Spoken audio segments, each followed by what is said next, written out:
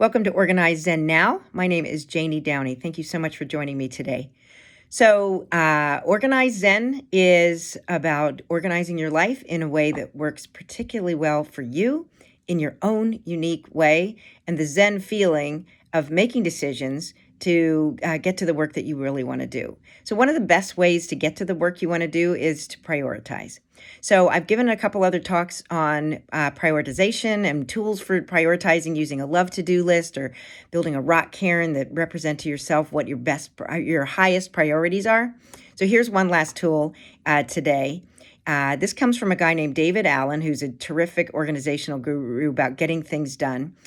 David came to give a talk at a catalog company I worked for down in Boston in the early 90s. And I loved this class. It was all organization. Everybody else was like, worst day ever. And I'm like, oh my gosh, my eyes just opened up to this whole world that organization could really change things. So David suggested that we write our obituary. This was one of many things that we did, but this one really stuck out for me because I was a young mother. I was in the thick of work. I was healthy, and why would I write my obit? This just wouldn't have ever occurred to me. But what David was proposing was an ideal obit. So now you can begin to understand why this might be important. So an obit happens at the end of your life, right? You have a deadline. You don't know if you're 9 or you're 90 when that time is going to be. But if you have stuff that you want to get done, now would be a good time to make them a priority because you don't know when you're going to run out of time. So Eckhart Tolle has a great quote on that. He says, "You know, you're going to die. It's just a fact. No one gets out of here, right? You can't take it with you." And then I found this other quote that I think is really nice with that. It's a little lighter. This is from Gerald Johnson. "We must indeed die, but it's possible that a number of interesting, amusing, perhaps inspiring things may happen first." So we're looking for some of those maybe amusing and definitely inspiring things today. And the thing with an obit, this is your last sort of stake here of how you want to be remembered and what you want to be remembered for. And then you have the deadline to get it done. Okay, so your activity with this, as always, you're going to need some quiet time. You are going to need your pad of paper. You can always write in one place. This is what I love. Go find a place you like to write and keep going back to that. Because then you know where it is. That's a Zen feeling also. I've done work and I know where it is. I'm doing this one on a lined sheet of paper because I'm writing, but you can write in it if you decide to use an art book instead. And then give yourself really about 20 minutes because you really want to give this one some deep thought, but also work from your gut. And then be quiet. It's always good to start with that, just a little quiet breathing. And then give yourself a headline. What is my ideal obituary? So this is ideal. So this isn't necessarily what's happened so far. I had a participant in one of my workshops who she said it was easier for her to start with her current obit and then work from there. But this is ideal. So this is maybe stuff you've done and maybe stuff that you want to get done.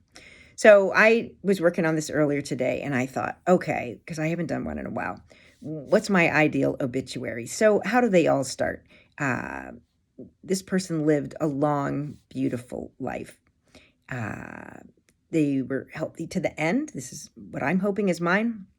Independent, happy, lots of friends, loved going to the theater, doing anything that had to do with theater, always willing to lend a hand. So this is the style to think, how do I hope that people remember me? And then how that's super helpful is, let's say someone comes up to you and says, can you lend me a hand?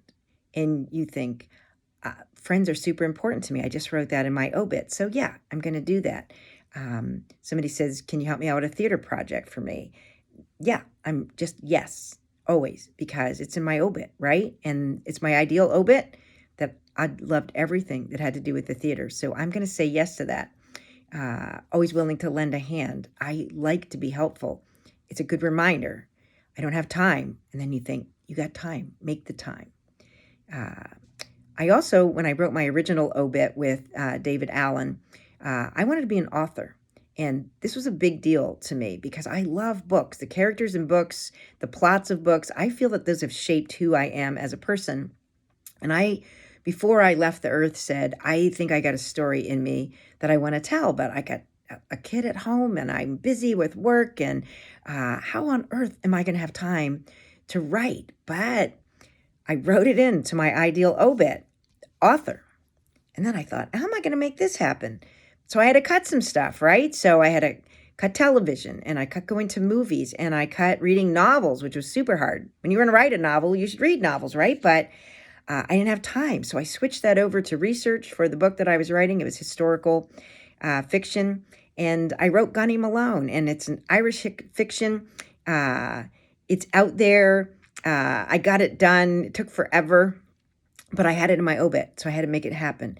I'm working on ideas like this into a book called Organize Zen Now, and I'm working on that. So now that's going in my ideal obit. I'm working on the sequel to Maggie Malone, or to Gunny Malone, which is Maggie Malone. So that's going in here tonight. Mysterious Case of the Missing Ring is a play I wrote. I wrote a musical called The Dragon's Well. I want those all in my obit. So now I got to think. Something comes up. Can I get this produced? When am I going to finish the sequel to this book? When I'm allocating my time during the day, these are vitally important pieces to me. So I have now just elevated them in priority over stuff that's not going to end up in my obit. Like, are the dishes always done? Did I get the grocery shopping done? I'm not going to be remembered for those. So I like a tidy house. Sometimes, though, that can't be my top priority if I'm trying to get to my writing. You're also things that bug you on a daily basis that you think, this is so important. I'm waiting for a call from somebody. Why haven't they called me back? Or I'm trying to lose 5 pounds. Why haven't I lost weight? You can obsess over things that in the long run, they're not going in your ideal obit. So are they worth spending time on? Maybe some, but maybe not. Maybe you just got to get back to the real things that you're trying to get to. And then, so you've got some pieces down, and then this is where you spend a little bit more time. What's kind of out there? What's the edge of where this could be? And maybe this goes back to stuff that was on your love to-do list. But so like for me today working on this, I thought, always loves an adventure. And sometimes that's just part of life that you get a big adventure. But traveling is huge and we haven't been able to travel much. I want in my obit to say that I traveled the world on my own and with dear friends. I love that. I get energized by traveling. So then what helps with that as well? So now I've put that intention out to the universe to say, traveling with the world by herself and with dear friends. And then when somebody says to me, would you like to go somewhere with me? I, again, go, it's in my ideal obit. So clearly I do, and I'm going to help make that happen. So last step out of this, you take your list, and maybe it's based on your current, and you think, I got some work to do. Or maybe your current is just so great right where you are, and it's just reminding you of all the good things that you're doing and how you're prioritizing your time. But maybe something's missing and you just think, all right, maybe now's the day to do it. And then break that down. As always, that's a big chunk of something. If I say, I loved an adventure, that's not going to happen by itself. But what could I do to get that rolling? What's one baby step I could take? What's one baby step you could take today to get rolling on something that's on your ideal obit that maybe you want to happen? So I'm hoping you live a long, lovely, fruitful life. I hope it goes on for you forever. And when you pass, I hope you don't have any regrets, that you say, I wish I had gotten to this. And writing your ideal obit is going to give you some of those ideas to say, when I pass, I'm going to be in a Zen state to say, I can't believe what I got done. Okay, hope this helps. Please subscribe if it does, and I'll see you here again. Thanks a lot.